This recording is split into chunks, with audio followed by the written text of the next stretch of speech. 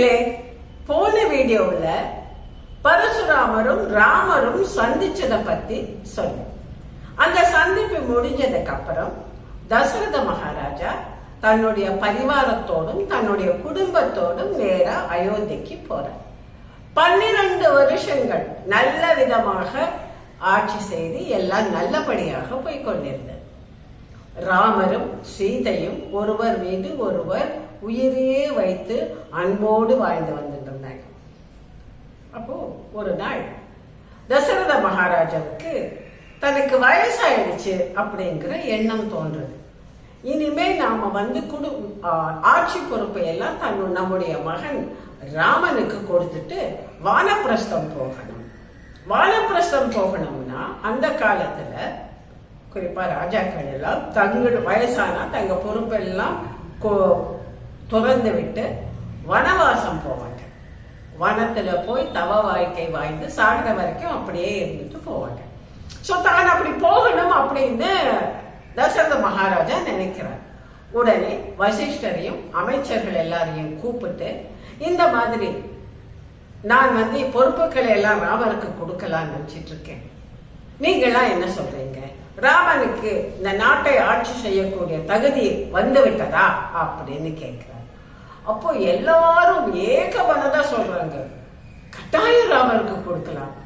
ராமனுடைய குணத்துக்கும் அவனுடைய அறிவுக்கும் பராக்கிரமத்துக்கும் நீதி பரிபாலனத்தில் அவனுக்கு இருக்கக்கூடிய நாலேஜுக்கும் இணையே கிடையாது.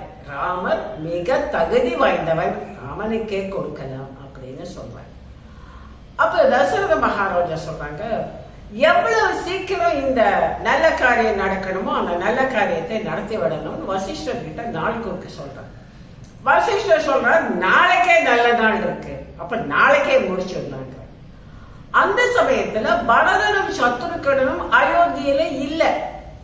அவங்க 2 பேரும் அவங்க மாமா வீட்டுக்கு போயிருக்காங்க, கேகய நாட்டுக்கு போயிருக்காங்க. கேகய நாடுங்கிறது இன்னைக்கு பாகிஸ்தான்ல ஒரு பகுதி. அப்ப அவங்க 2 பேரும் இல்லாத சமயத்துல ராமனுக்கு எப்படி பட்டாபிஷேகம் பண்றது? நமக்கு ஒரு சந்தேகம் வருது. தசரதர் ஏன் இவ்வளவு அவசரப்படுறார்?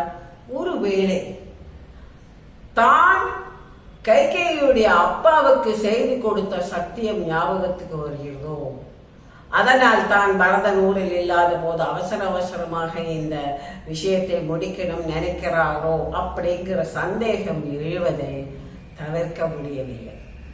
ராமனை கூப்பிடுறார். ராமன் வர, ராமா உனக்கு இப்படி பட்டாபிஷேகம் பண்ணலாம் அப்படின்னு நினைச்சிருக்கேன் அப்படின்னு சொல்றார். ராமன் இதுக்காக பெரிய சந்தோஷப்படவும் இல்லை, வருத்தப்படவும் இல்லை. ஏதோ தாமரையில தண்ணீர்ல மாதிரி இந்த விஷயத்த உள்வாங்கிக்கிறார். அப்புறம் திடீர்னு சொல்ற, நாளைக்கே இதை முடிச்சுட போறேன், எவ்வளவு சீக்கிரம் முடிக்கணுமோ முடிக்க போறேன். அதனால நீயும் சீதையும் இன்னைக்கு ராத்திரி உபவாசம் இருங்கள், இன்னைக்கு ராத்திரி சாப்பிடாதீங்க, மெத்தையில படுத்து தூங்காமல் புல் விரித்து அது மேல படுத்து தூங்குங்கன்னு சொல்றார். ராமனும் சரின்னு சொல்லிட்டு போயிட்டார். இப்போ அயோத்தியே ஒரு பெரிய திருவிழா கோலம் பூண ஆரம்பிச்சிருக்கு.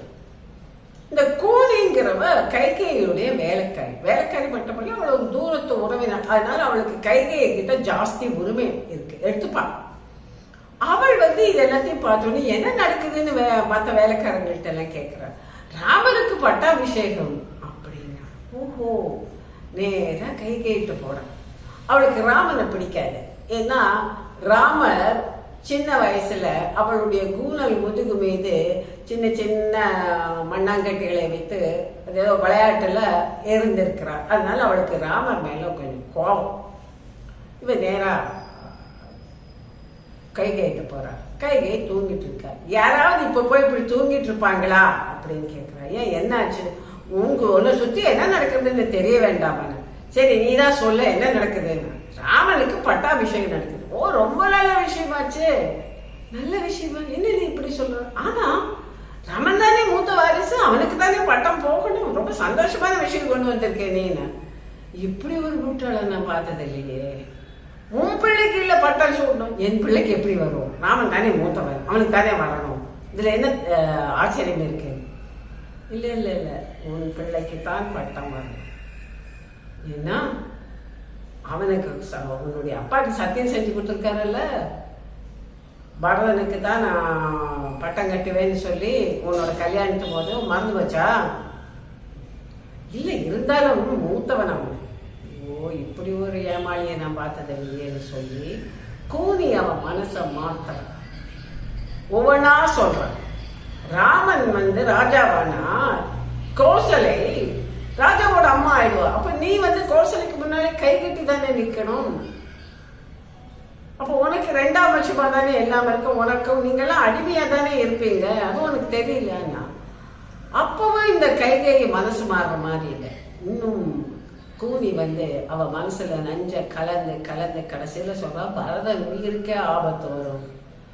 அப்போ கடைசியில கைகையை மனசு மாறிடுறான். மனசு மாறிட்டு இவகிட்டே ஐடியா கேட்குறேன், எப்படி போய் ராஜா கிட்ட இதை கேட்கறது? ஏன் நீ 2 வரம் கேட்டிருக்கீல்ல. ஒரு தடவை தசரத மகாராஜாவோட நீ போருக்கு போகும்போது அவருக்கு உதவி பண்ணினதுக்காக அவர் 2 வரம் தரேன்னு சொன்னாருல்ல. அந்த 2 வரத்தை கேளு. என்னன்னு கேட்கறது? ஒரு வரம் பரதனுக்கு பட்டாபிஷேகம் பண்றது. 2வது வரம் ராமனை 14 வருஷம் காட்டுக்கு அனுப்பணும். இந்த 14 வருஷம் என்ன கணக்குன்னா, அந்த காலத்துல ஒரு ராஜா தன்னுடைய நாட்டை விட்டு 14 வருஷம் வெளியில போயிருந்தா திரும்பி வந்தா அதை கிளைம் பண்ண முடியாது.